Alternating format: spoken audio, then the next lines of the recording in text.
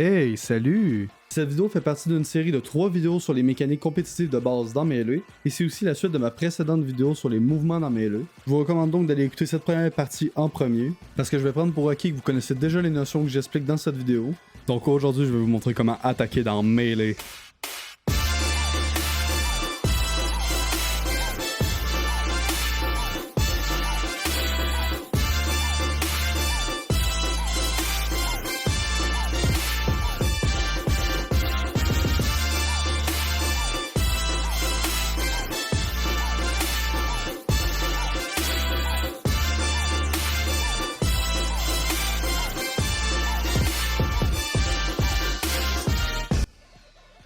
Donc, on va commencer par le L Cancel.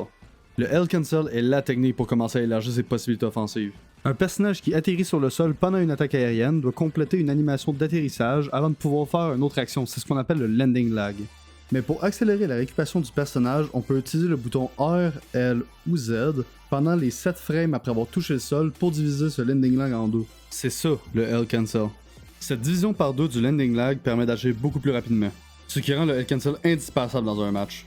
Ces frames en moins ne laisseront aucune fenêtre de contre-attaque, et donc feront souvent la différence entre une action ratée ou une action réussie. Je vous conseille d'utiliser le module d'entraînement du mode Uncle Punch que je vais vous laisser en description.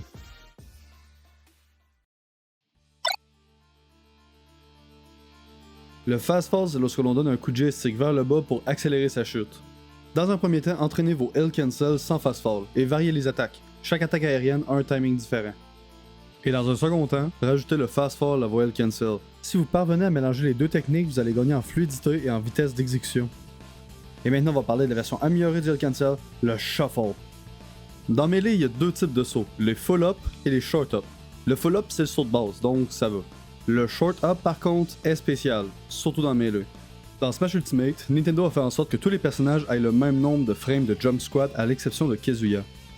Le Jump Squat, c'est lorsque le personnage prend son élan avant son saut. Ça peut sembler simple, mais pas vraiment. Prenons Fox comme exemple, qui est le personnage avec le plus petit Jump Squat, avec un total de 3 frames. Ça veut donc dire qu'après avoir appuyé sur la touche, vous n'avez que 2 frames pour relâcher le bouton, sinon votre Short Up sera un Full Up, et donc vous devez réagir en 1/30 de seconde.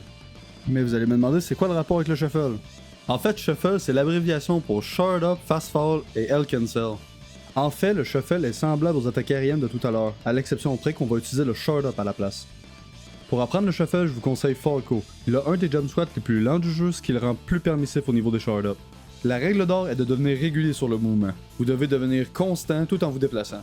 Après, ajoutez-y n'importe quelle attaque aérienne. Et ensuite, vous ajoutez le Fast Fall. Et pour terminer, ajoutez le L Cancel. Essayez d'accélérer le mouvement jusqu'à atteindre une vitesse semblable à la vidéo.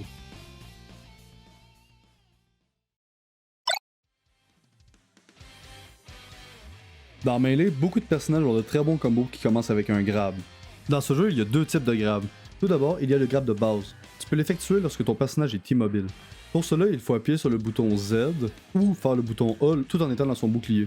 Ce grab est rapide, mais il présente l'inconvénient d'avoir une portée limitée et de laisser ton personnage immobile. L'autre grab est le dash grab. Si on utilise le Z pendant une course, une animation de grab se lance qui a une meilleure portée mais qui a plus de lag à la fin, ce qui bloque votre personnage plus longtemps. Ici, je vous disais qu'il existait une technique pour combiner les avantages des deux grabs. Et oui, c'est le Jump Cancel Grab ou le GC Grab. Lors d'un dash, si l'on saute, on commence l'animation de Jump Squat. Mais si à la place de terminer cette animation de Jump Squat, on utilise le bouton Z, on peut annuler ce saut pour faire un grab.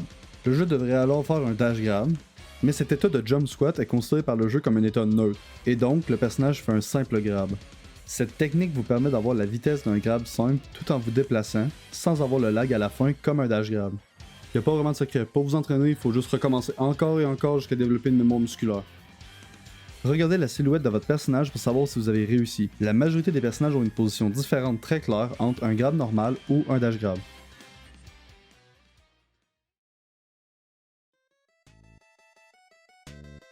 Eh bien, merci de partager et de like la vidéo si vous avez aimé.